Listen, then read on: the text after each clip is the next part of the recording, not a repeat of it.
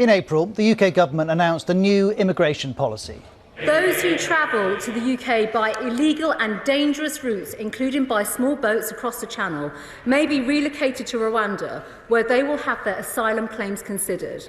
The first flight was scheduled for this week, and it's faced legal challenges. The Court of Appeal said it wouldn't intervene because it said it had no lawful reason to overturn the decision on Friday from the High Court, where a judge has said that he wouldn't put an injunction in place. Tuesday's flight goes ahead, but this matter isn't going away. The policy faces a judicial review in July, and while that process plays out, many people are still cramming into small inflatable boats and making the journey from France to England. Already this year, more than 10,000 people have done so, more than twice the equivalent of last year. Most arrive with the help of people smugglers, most will apply for asylum, many will be accepted. But the government wants to stop people reaching the UK illegally, and the plan to fly some arrivals 4,000 miles to Rwanda is part of that. This innovative approach, driven by our shared humanitarian impulse and made possible by Brexit freedoms, will provide safe and legal routes for asylum while disrupting the business model of the gangs. But from the start, the policy has been met with a range of opposition. I do not support the removal to Rwanda policy on the grounds of legality, practicality and efficacy. Theresa May raised 3 issues. The Archbishop of Canterbury had another. There are such serious ethical questions about sending asylum seekers overseas. The principle must stand the judgment of God, and it cannot. The former Brexit Secretary David Davis has called it moral delinquency, and the Times reported that Prince Charles privately called the plan appalling. However, Boris Johnson has again justified the policy. This is about making sure that we break the business model of criminal gangs who are not only risking people's lives, but undermining public confidence in legal migration. And if the business model of the gangs is broken, then arrivals will reduce. But that's not happened yet. Since April, over 3,500 people have made the crossing. Numbers haven't dipped at all, though, as this French official emphasises, it's early days. I think it's too early to measure the impact. Regardless of the announcement, I think smugglers will watch to see if this measure is actually implemented. That's what might dissuade them. It might dissuade them, but the UN is unconvinced.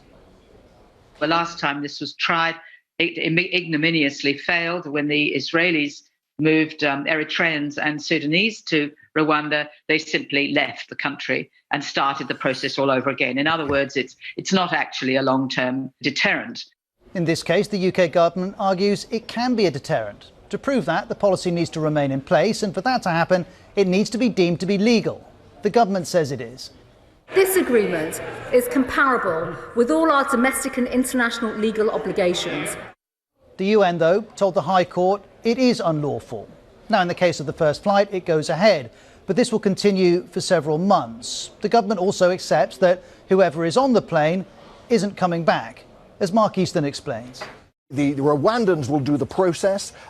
They will decide whether that person is a genuine refugee. If they are, they will be then entitled to remain in Rwanda. If they aren't, they may seek other immigration routes to stay in Rwanda, but they may be deported. And the UK's policy is now being judged against the UN Refugee Convention. The UK is a signatory. It reads, "No one shall expel or return a refugee against his or her will in any manner whatsoever to a territory where he or she fears threats to life or freedom." And that brings us to Rwanda as a destination. They'll have to be dragged onto planes. That happens now with people who the Border Force are trying to deport. And then when they get there, there'll be all kinds of questions about their treatment and the decency of their treatment. Those questions connect to how Rwanda's longtime president, Paul Kagame, runs the country. Last year, a UK official noted the lack of a credible independent investigation into allegations of human rights violations, including deaths in custody and torture. But Home Secretary Priti Patel has pushed back at how Rwanda's role's been questioned. She told The Telegraph there are undercurrents of just sheer xenophobia. And this is the Rwandan government's position. We're a safe country. We're a country that's welcoming to migrants and refugees. We've hosted more than 130,000 refugees. Some have been here for more than 25 years. Even if the policy is safe, legal and moral, there are also questions about cost. We can't ask the British taxpayer to write a blank cheque to cover the costs of anyone who might want to come and live here. The UK is currently spending £4.7 million a day on hostels for asylum seekers. Boris Johnson wants to reduce that by reducing arrivals. And while the Rwanda plan is supposed to do that, there are costs here too. There's an initial £120 million as part of an economic transformation and integration fund for Rwanda. There's also flying people there. The Times reports that it's estimated it'll cost between £20,000 and £30,000 to remove each asylum seeker to Rwanda. The Guardian reports the Home Office says the cost per person will be comparable to current processing costs in the UK.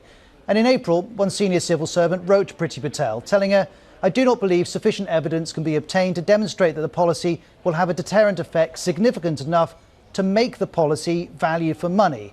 And these doubts led to the government doing this. Officials in the Home Office weren't able to precisely quantify the potential benefits of this plan, and so they weren't able to approve it. And so the British Home Secretary Priti Patel had to use a technique called a ministerial direction to actually get the policy signed off. The Home Office couldn't precisely quantify the benefits, and this was the opposition Labour Party. This scheme is completely unworkable, deeply unethical and extortionately expensive. Asked how Labour would stop the people traffickers, Sir Keir Starmer replied, "Have a proper plan with the French authorities and a proper plan for upstream operations to intercept these groups before they even arrive on the north coast of France." And while Labour makes its case, the government highlights 7 safe and legal routes that already exist to access the UK and claim asylum. It points to specific policies for Afghans, Ukrainians and people from Hong Kong. But the charity The Refugee Council argues that in fact, for the vast majority of refugees, there's no safe way for them to seek asylum in the UK.